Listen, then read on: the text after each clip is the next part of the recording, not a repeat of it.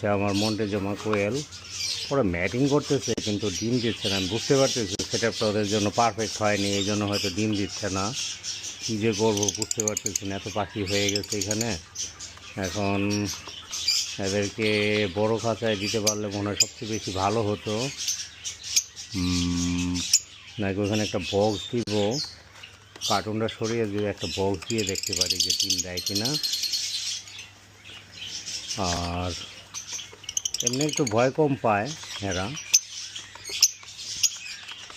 ভয় কম পায়, ম্যাটিং করে, আবার শীঘ্র ডিম দিতেও পারে, হু নোজ।